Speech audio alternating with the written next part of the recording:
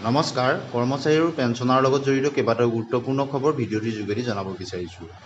প্ৰথম খবৰটো SBI অৰ্থাৎ ষ্টেট বেংক অৱ ইণ্ডিয়াৰ ফালৰ পৰা অহা এটা খবৰ।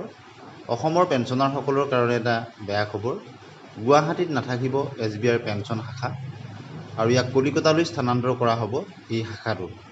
গতিকে পেঞ্চনাৰসকল যথেষ্ট অসুবিধাত পৰিব। ইয়াক লৈ কৰ্মচাৰী পৰিষদে যথেষ্ট তেওঁলোকে প্ৰতিবাদ সাব্যস্ত কৰিছে। গতিকে পেঞ্চনাৰসকল যাতে সকাহ পায় আৰু গুৱাহাটীতে এই শাখাটো থাকে। এতিয়া এই অন্য খবৰলৈ অসম আৰক্ষী কৰ্মচাৰীৰ সময় নিৰ্ধাৰিত পদোন্নতি নিশ্চিতকৰণৰ বাবে চৰকাৰৰ আদৰণীয় পদক্ষেপ। কনিষ্টবলৰ পৰা হাবিলদাৰলৈ সময় নিৰ্ধাৰিত পদোন্নতিৰ বাবে আৰ্হি প্ৰস্তুতকৰণৰ বাবে মুখ্যমন্ত্ৰীৰ অধ্যক্ষতাত গুৰুত্বপূৰ্ণ বৈঠক অনুষ্ঠিত। গতিকে অসম আৰক্ষীৰ ফালৰ পৰা এটা গুৰুত্বপূৰ্ণ খবৰ। কনিষ্টবলৰ পৰা যাতে হাবিলদাৰলৈ সময় নিৰ্ধাৰিত পদোন্নতি আৰ্হিমতে দিব পৰা হয় তাৰ বাবে মুখ্যমন্ত্ৰীৰ অধ্যক্ষতাত বৈঠক হৈছে।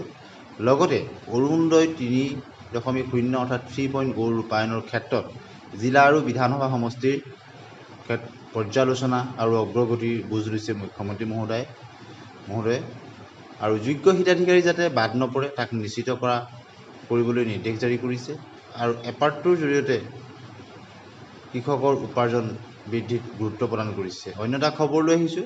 কৰ্মচাৰীলৈ বৃহৎ সুখবৰ, লাভ কৰিব কেইবাটাও উপহাৰ। আশা, অংগনবাড়ী, মধ্যাহ্ন ভোজন কৰ্মী সহায়িকাৰ মাননি বৃদ্ধি, বিদ্যুৎ মাচুল ৰেহাই, ৰন্ধন গেছৰ দাম হ্ৰাসৰ উপৰি জুমৰ বিনন্দিনীকে আদি কৰি কেইবাটাও গুৰুত্বপূৰ্ণ খবৰ আছে। আশা, অংগনবাড়ী, মধ্যাহ্ন ভোজন কৰ্মী সহায়িকাৰ মাননি বৃদ্ধি, বিদ্যুৎ মাচুল, ৰন্ধন গেছৰ দাম হ্ৰাসৰ উপৰিও জুমৰ বিনন্দিনী, মুখ্যমন্ত্ৰীৰ জীৱন প্ৰেৰণা আঁচনিৰ ধন উবিলাব একে সময়ত আৰু বিতৰণ কৰিব 2026 সহস্ৰাধিক নিযুক্তি পত্ৰ। অক্টোবৰত চমক দিবলৈ সাজু হৈছে ৰাজ্য চৰকাৰ। বিধানসভা নিৰ্বাচনৰ পূৰ্বে ৰাজ্যবাসীক চমক দিব মুখ্যমন্ত্ৰী ডক্টৰ হিমন্ত বিশ্ব শৰ্মাৰ নেতৃত্বাধীন ৰাজ্য চৰকাৰখনে।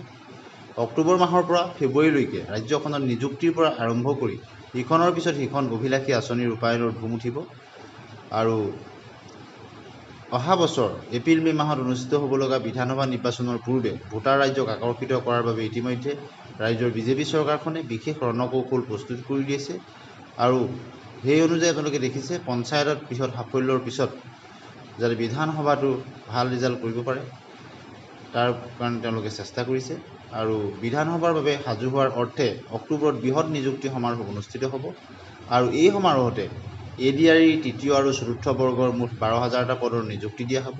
ঠিক একেদৰে গ্ৰেজুৱেট আৰু পোষ্ট গ্ৰেজুৱেট শিক্ষকৰ 9,075টা পদৰ নিযুক্তি পত্ৰ আৰু প্ৰাথমিক আৰু উচ্চ প্ৰাথমিকৰ 5,550টা পদৰ বিদ্যালয় শিক্ষক পদৰ নিযুক্তি অক্টোবৰ মাহতে দিয়া হ'ব আৰু এই বৃহৎ নিযুক্তিৰ পাছতেই আশা কৰ্মী, মধ্যাহ্ন ভোজন কৰ্মী, অংগনবাড়ী সহায়িকাৰ মাননি বা মজুৰি বৃদ্ধি কৰা হ'ব। ইতিমধ্যে ৰাজ্য চৰকাৰখনে 1 অক্টোবৰৰ লক্ষ্য স্থিৰ কৰি এই ক্ষেত্ৰত যাৱতীয় ব্যৱস্থা গ্ৰহণ কৰিছে।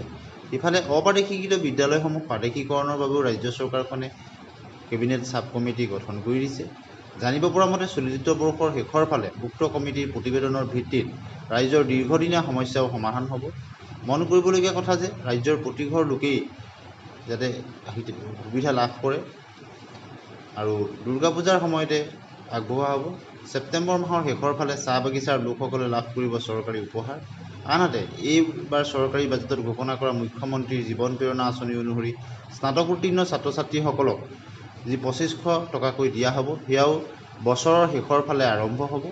ৰেচন কাৰ্ড থকা পৰিয়ালসমূহে অক্টোবৰ মাহৰ পৰাই সুলভ মূল্যত মচুৰ দাইল, চেনি আৰু নিমখ লাভ কৰিব।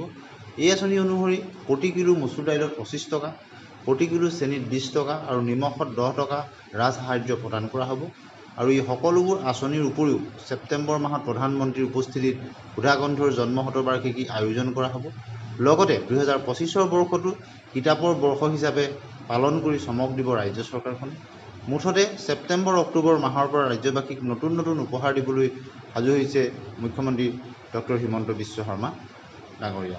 অৰ্থাৎ নিযুক্তিৰ পৰা আৰম্ভ কৰি বিভিন্ন ধৰণৰ কৰ্মচাৰীৰ যি সমস্যা লগতে হিতাধিকাৰীসকলৰ যাতে তেওঁলোকৰ আঁচনিসমূহ উপযুক্তজনে লাভ কৰে এই সকলোখিনি দিশত আগবাঢ়িছে আৰু ৰেচন কাৰ্ড থকা ব্যক্তিলৈও যথেষ্টখিনি সুবিধা আহিব আৰু অক্টোবৰ মাহৰ পৰা এইখিনি অভিলাষী আঁচনি আৰম্ভ হ'ব আৰু অক্টোবৰ মাহতেই নিযুক্তি দিয়াৰ কথাও কৈছে। এটা য'ত ADRE থাকিব, য'ত শিক্ষক থাকিব আৰু অন্যান্য ধৰণৰ পোষ্ট তাত অন্তৰ্ভুক্ত হৈ থাকিব।